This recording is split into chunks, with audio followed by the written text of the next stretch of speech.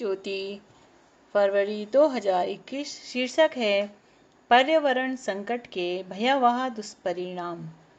आज पर्यावरण संकट अपने गंभीरतम दौर से गुजर रहा है, जिसका परिणाम अब सभी को दिखने लगा है।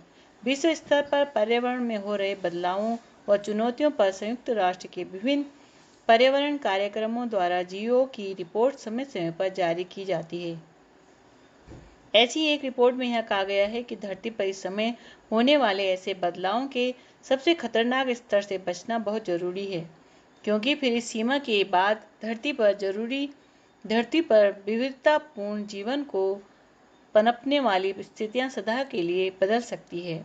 इस समय विश्व के अनेक शीर्ष स्तर के वैज्ञानिक बार बार यह चुनौती दे रहे हैं कि विश्व स्तर पर पर्यावरण का संकट अपने सबसे गंभीर दौर में गुजर चुका है। इस गंभीर दौर की पहचान करने के लिए स्टॉकहोम रेसिलियंस सेंटर ने 9 संदर्भों में धरती को सीमा रेखाओं को पहचानने का प्रयास किया, क्योंकि यदि इन सीमा रेखाओं का अतिक्रमण हुआ तो धरती पर जीवन की संभावनाओं पर बहुत प्रतिकूल असर पड़ेगा। ये 9 संदर्भ हैं। पहला, ताजे व मीठे पानी का उपयोग व दोहन। दूसरा, स्ट्रेटोस्फीयर की ओजोन परत। तीसरा, भूमि उपयोग में बदलाव। चौथा, जलवायु बदलाव। पांचवा, जैव विविधता। 6, समुद्रों का अम्लीकरण। 7, नाइट्रोजन व फास्फोरस में वृद्धि। 8, वायु प्रदूषण और 9, रासायनिक प्रदूषण। इन 9 संदर्भों में निर्धारित सीमा रेखाओं का अतिक्रमण धरती पर जीवन के अस्तित्व के लिए घातक होगा। हालांकि इन सभी सीमा रेखाओं को निर्धारित करने में कठिनाइयां हैं, परंतु जहां तक संभव था, यह काम इस केंद्र के वैज्ञानिकों ने किया है। इनमें से 3 संदर्भों में सीमा रेखा का उल्लंघन संभवतः पहले ही हो चुका है। ये 3 संदर्भ है। पहला, जलवायु बदलाव। दूसरा, जैव विविधता और तीसरा, बायोस्फीयर में नाइट्रोजन की वृद्धि। पर्यावरण संकट पर हुए इस अध्ययन में यह बताया गया है कि ये सभी सीमा रेखाएं एक दूसरे से जुड़ी हुई हैं, और यही कारण है कि पर्यावरण में गंभीर संकट उत्पन्न करने वाले इन 9 संदर्भों की सीमा रेखाओं में से किसी एक में भी यदि समस्याएं उत्पन्न हो रही है, तो वह दूसरे संदर्भ की सीमा रेखाओं को भी अवश्य प्रभावित करेंगी। इस प्रकार हमारे वास्तविक जीवन में इन सबका मिला जुला असर बहुत खतरनाक परिणामों के रूप में सामने आ सकता है, क्योंकि अभी तक इन समस्याओं को नियंत्रित करने की उचित व्यवस्था विश्व स्तर पर मौजूद नहीं है। अतः इस पर ध्यान देने की बहुत जरूरत है।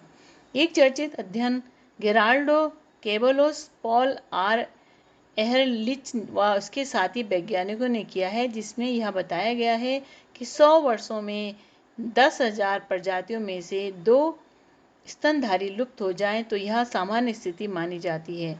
लेकिन इस सामान्य गति की तुलना में पिछली शताब्दी में रीढ़ की हड्डी वाले जीवों के लुप्त होने की दर 100 गुना अधिक पाई गई है। इस आधार पर इस अध्ययन ने यह कहा है कि धरती विभिन्न प्रजातियों के बड़े पैमाने पर लुप्त होने के नए दौर में प्रवेश कर चुकी है।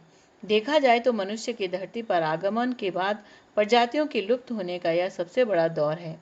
यह प्रजातियों के लुप्त होने का पहला ऐसा दौर है जो प्रकृति जनित कारणों से नहीं अपितु मानव जनित कारणों से उत्पन्न हुआ है। पहली बार धरती पर 2 पैरों पर चलने वाले जीव लगभग 3 लाख वर्ष पहले उत्पन्न हुए थे, पर जहाँ तक मनुष्य के वर्तमान रूप यानी होमो सेपियंस की बात है, तो धरती के विभिन्न भागों में इसका प्रसार लगभग 50,000 वर्ष पहले हुआ। कुछ वर्ष पहले विश्व के 1575 वैज्ञानिकों ने यह बयान दिया कि जिसमें उन्होंने यह कहा कि हम मानवता को इस बारे में चेतावनी देना चाहते हैं कि भविष्य में क्या हो सकता है। उन्होंने कहा कि पृथ्वी और उसके जीवन की व्यवस्था जिस तरह से हो रही है, उसमें एक व्यापक बदलाव की जरूरत है, अन्यथा बहुत दुख दर्द बढ़ेंगे, जिसके कारण पृथ्वी इतनी तहस नहस हो जाएगी कि उसे बचाया नहीं जा सकेगा। इन वैज्ञानिकों का यह भी कहना है कि वायुमंडल, समुद्र, मिट्टी, वन और जीवन के विभिन्न रूपों पर लगातार बिगड़ते पर्यावरण का बहुत दबाव पड़ रहा है, और यदि यही स्थिति बनी रही तो सन 2100 तक पृथ्वी के विभिन्न जीव रूपों में से 1/3 लुप्त हो सकते हैं। गौर करने वाली बात यह है कि मनुष्य को वर्तमान जीवन पद्धति के अनेक तरीके उसके भविष्य में सुरक्षित जीवन के अनेक संभावनाओं को नष्ट कर रहे हैं और इसे लगातार इतना बदल रहे हैं कि जिस रूप में जीवन को हमने जाना है उसका अस्तित्व ही कहीं भविष्य में नामुमकिन न हो जाए।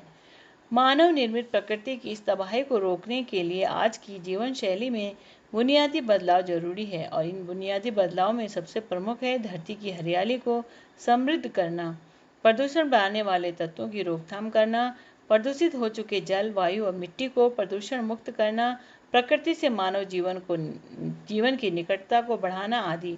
इन सब स्तरों पर गहराई से ध्यान दिया जाए तो पर्यावरण पर गहराने वाले संकट के बादल छंट सकते हैं और इसके कारण धरती पर प्रजातियों के लुप्त होने की दर भी हम कम कर सकते हैं। शिक्षाप्रद प्रसंग। एक बार भगवान श्री कृष्ण कर्ण की दान वीरता की मुक्त कंठ से प्रशंसा कर रहे थे। अर्जुन इसे सहन नहीं कर पा रहे थे।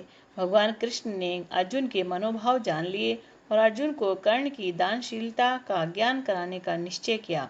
एक दिन एक ब्राह्मण ने अर्जुन से कहा, धनंजय, मेरी पत्नी मर गई है। उसने मरते समय कहा था कि मेरा दाह संस्कार चंदन की लकड़ियों से ही करना, इसलिए क्या आप मुझे चंदन की लकड़ियां दे सकते हैं?